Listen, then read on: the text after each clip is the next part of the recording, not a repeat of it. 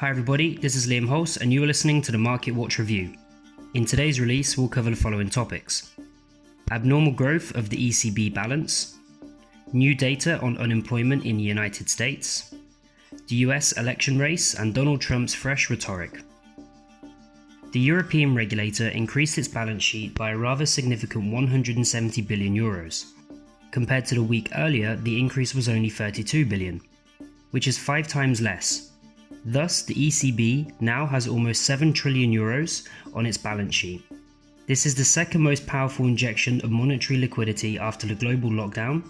The first was on June 26th, when the balance increased by 600 billion euros.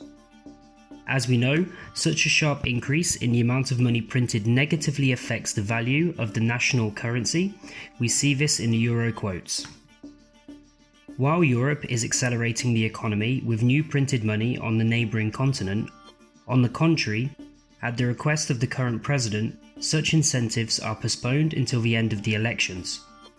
Before we move to the specifics of the election race in the United States, we will look at the latest data on applications for unemployment benefits. The number of US citizens who applied for benefits over the past week was 840,000 people against 849,000 people a week earlier. Before the crisis, 4 times fewer Americans applied for the benefit every week. This positive dynamic in the segment will be present if repeated quarantine measures are not introduced in the United States, which is not currently being discussed.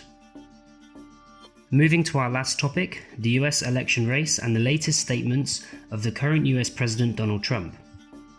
In the first place, his yesterday's message that since the American people are not to blame for anything, and the culprit of mass infections is in China, the treatment for all Americans will be free. Donald Trump, who has contracted the coronavirus, promised to provide US citizens with the same treatment for COVID-19 that he received himself, as well as to supply experimental drugs that he took for free in hospitals. Of course, if he is re-elected. The last statement worth mentioning in today's review is the unilateral cancellation of the debate with Joe Biden. Instead, Donald plans to hold a rally before issuing numerous negative tests. We see that the election race has entered its final stage. We will be receiving a stream of the most interesting news daily now. That's all from me. Closely monitor the news background and be prepared for all the surprises of the market.